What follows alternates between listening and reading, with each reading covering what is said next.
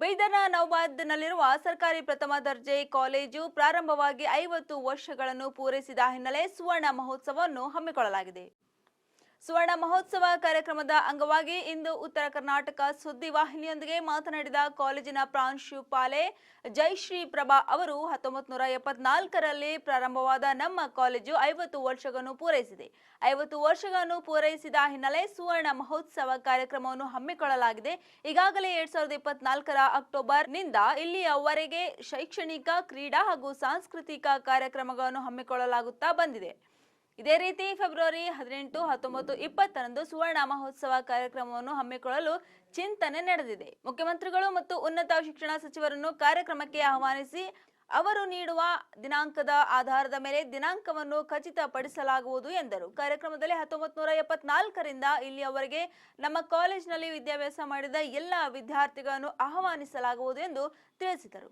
ನಮಸ್ಕಾರ, ನಾನು ಜಯಶ್ರೀ ಪ್ರಭಾ ಅಂತೇಳಿ ಇಲ್ಲಿ 2024ರಿಂದ ನಾನು ಪ್ರಾಂಶುಪಾಲರಾಗಿ ಅಧಿಕಾರವನ್ನು 23ರಿಂದ ಪ್ರಾಂಶುಪಾಲರಾಗಿ ಅಧಿಕಾರವನ್ನು ವಹಿಸಿಕೊಂಡು 2024 ಅಕ್ಟೋಬರ್ 5ರಂದು ನಮ್ಮ ಕಾಲೇಜಿಗೆ 50 ವರ್ಷ ಪೂರೈಸಿದ ಪ್ರಯುಕ್ತ ನಾವು ಅಂದಿನಿಂದ ಇಂದಿನವರೆಗೆ ನಿರಂತರವಾಗಿ ನಮ್ಮ ಕಾಲೇಜಿನಲ್ಲಿ ವಿವಿಧ ಕಾರ್ಯಕ್ರಮಗಳನ್ನು ಹಮ್ಮಿಕೊಂಡಿದ್ದೇವೆ. ಅದು ಸಾಂಸ್ಕೃತಿಕ ಆಗಿರ್ಬೋದು, ಕ್ರೀಡೆ ಆಗಿರ್ಬೋದು ಮತ್ತು ಸಿರೀಸ್ ಆಫ್ ಲೆಕ್ಚರ್ಸ್ ಅಂತೇಳಿ ನಾವು ಈ ಸ್ವರ್ಣ ಮಹೋತ್ಸವದ ಒಂದು ಅಂಗವಾಗಿ ನಮ್ಮ ಮಹಾವಿದ್ಯಾಲಯದಲ್ಲಿ ಅನೇಕ ಕಾರ್ಯಕ್ರಮಗಳನ್ನು ಆಯೋಜಿಸಿದ್ದೇವೆ.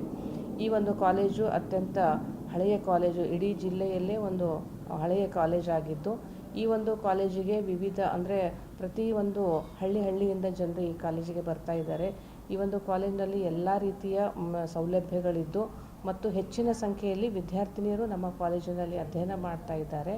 ಈ ಕಾಲೇಜಿನ ಒಂದು ಕೊಡುಗೆ ನಮ್ಮ ಸಮಾಜಕ್ಕೆ ಬಹಳಷ್ಟು ಉತ್ತಮವಾದಂತಹ ಒಂದು ಕೊಡುಗೆಯನ್ನು ನೀಡಿದೆ. ಯಾಕಂದರೆ ಈ ಕಾಲೇಜಿನಿಂದ ಅಧ್ಯಯನ ಮಾಡಿ ಹೋಗಿರ್ತಕ್ಕಂತಹ ವಿದ್ಯಾರ್ಥಿಗಳು ವಿವಿಧ ಕ್ಷೇತ್ರದಲ್ಲಿ ತಮ್ಮ ಛಾಪನ್ನು ಮೂಡಿಸಿಕೊಂಡಿದ್ದಾರೆ. ಅದು ಸರ್ಕಾರಿ ಸೇವೆ ಆಗಿರ್ಬೋದು ಮತ್ತು ರಾಜಕಾರಣ ಆಗಿರ್ಬೋದು, ಆಮೇಲೆ ನಮ್ಮ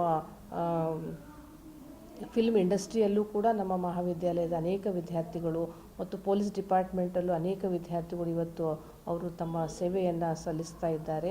ಇದು ಯಾವ ಕಾರಣದಲ್ಲೂ ಕೂಡ ನಮ್ಮ ಕಾಲೇಜು ಅಥವಾ ನಮ್ಮ ಮಹಾವಿದ್ಯಾಲಯವು ಪ್ರೈವೇಟ್ ಅಂದರೆ ಸಂಸ್ಥೆಗಳ ಗಳಿಗೆ ಯಾವುದೇ ರೀತಿಯಿಂದ ಕೊರತೆ ಇಲ್ಲ. ಈ ಕಾಲೇಜಿನಲ್ಲಿ ಈ ಕಾಲೇಜಿಗೆ ನಮ್ಮ CDC ಅಧ್ಯಕ್ಷರಾಗಿರ್ತಕ್ಕಂತಹ ಮಾನ್ಯ ಮಂತ್ರಿಗಳು ಮತ್ತು ಬೀದರ್ ಉತ್ತರದ ಸಚಿವರು ಮತ್ತು ಶಾಸಕರಾಗಿರ್ತಕ್ಕಂತಹ ರಹೀಂ ಖಾನರಾಗಿರ್ಬೋದು ಮತ್ತು ಜಿಲ್ಲೆಯ ಉಸ್ತುವಾರಿ ಸಚಿವರಾಗಿರ್ತಕ್ಕಂತಹ ಸನ್ಮಾನ್ಯ ಶ್ರೀ ಈಶ್ವರ್ ಖಂಡ್ರೆ ಆಗಿರ್ಬೋದು ಮತ್ತು ಸಂಸದರು ಆಗಿರ್ತಕ್ಕಂತಹ ಶ್ರೀ ನಮ್ಮ ಸಾಗರ್ ಖಂಡ್ರೆ ಅವರು ಕೂಡ ಇದಕ್ಕೆ ಭಾಳಷ್ಟು ರೀತಿಯಲ್ಲಿ ನಮಗೆ ಕೈ ಜೋಡಿಸಿದ್ದಾರೆ. ಈ ಕಾಲೇಜಿಗೆ ನಮ್ಮ ಕಾಲೇಜು ಶಿಕ್ಷಣ ಇಲಾಖೆ ಬೆಂಗಳೂರಿನಿಂದ ಮತ್ತು KKRDBಯಿಂದ ರೂಸಾ ಅಂದರೆ ಉನ್ನತ ಶಿಕ್ಷಣ ಒಂದು ಅಡಿಯಲ್ಲಿ ನಮ್ಮ ಒಂದು ರಾಷ್ಟ್ರೀಯ ಉನ್ನತ ಶಿಕ್ಷಣ ಅಡಿಯಲ್ಲಿ ಈ ಒಂದು ಮಹಾವಿದ್ಯಾಲಯಕ್ಕೆ ಅನೇಕ ರೀತಿಯ ಅನುದಾನಗಳನ್ನು ಬಂದಿದೆ. ಉತ್ತಮವಾದಂಥ ಜಿಮ್ ವ್ಯವಸ್ಥೆ ಇದೆ, ಕ್ರೀಡೆ ಇದೆ ಮತ್ತು ಸಾಂಸ್ಕೃತಿಕ ಕಾರ್ಯಕ್ರಮಗಳು ನಿರಂತರವಾಗಿ ನಡೀತಾ ಇದೆ.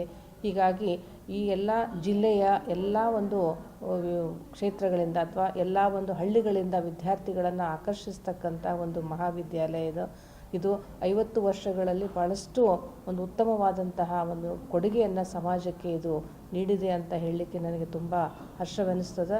ಮುಂದಿನ ದಿನಗಳಲ್ಲಿ ಅಂದರೆ ಫೆಬ್ರವರಿ ನಾವು ತಾತ್ಕಾಲಿಕವಾದಂತಹ ಒಂದು ದಿನಾಂಕವನ್ನು ನಾವು ಯೋಚನೆ ಮಾಡಿದ್ದೇವೆ.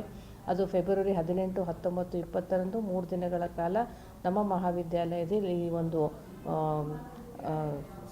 ಅಂದರೆ ಗೋಲ್ಡನ್ ಜುಬ್ಲಿಯ ಅಂದರೆ ಸ್ವರ್ಣ ಮಹೋತ್ಸವದ ಅಂಗವಾಗಿ 3 ದಿನಗಳ ಒಂದು ಕಾರ್ಯಕ್ರಮವನ್ನು ನಮ್ಮ ಮಹಾವಿದ್ಯಾಲಯದಲ್ಲಿ 1974ರಿಂದ ಅಧ್ಯಯನ ಮಾಡಿರ್ತಕ್ಕಂಥ ಎಲ್ಲ ಹಳೆಯ ವಿದ್ಯಾರ್ಥಿಗಳ ಸಂಘ ನಮ್ಮ ಒಂದು ಈ ಕಾರ್ಯಕ್ರಮಕ್ಕೆ ಚಾಲನೆಯನ್ನು ಕೊಟ್ಟಿದ್ದು ನಮ್ಮೆಲ್ಲರಿಗೂ ಭಾಳಷ್ಟು ಸಂತಸದ ವಿಷಯ. ಈ ಕಾಲೇಜಿನಲ್ಲಿ ಅಧ್ಯಯನ ಮಾಡಿ ಹೋಗಿರ್ತಕ್ಕಂಥ ವಿದ್ಯಾರ್ಥಿಗಳು ಇದೇ ಕಾಲೇಜಿನಲ್ಲಿ ಪ್ರಾಂಶುಪಾಲರಾಗಿ ಒಂದು ನಿವೃತ್ತಿಯನ್ನು ಹೊಂದಿರತಕ್ಕಂಥದ್ದು ನಮಗೆ ಅತ್ಯಂತ ಒಂದು ಸಂತಸದ ಒಂದು ಸಂಗತಿ. ಅನೇಕ ವಿದ್ಯಾರ್ಥಿಗಳು ಇಲ್ಲಿ ಅಸಿಸ್ಟೆಂಟ್ ಪ್ರೊಫೆಸರ್ ಆಗಿಯೂ ಕೂಡ ಒಂದು ಸೆಲೆಕ್ಷನ್ ಆಗಿದ್ದು ನಮ್ಮೆಲ್ಲರಿಗೂ ಒಂದು ಹೆಗ್ಗಳಿಕೆಗೆ ಪಾತ್ರವಾಗಿದೆ ಅಂತ ನಾನು ಭಾಳಷ್ಟು ಹೆಮ್ಮೆಯಿಂದ ನಾನು ಹೇಳ್ಕೊಳ್ಳಿಕ್ಕೆ ಇಷ್ಟಪಡ್ತೀನಿ.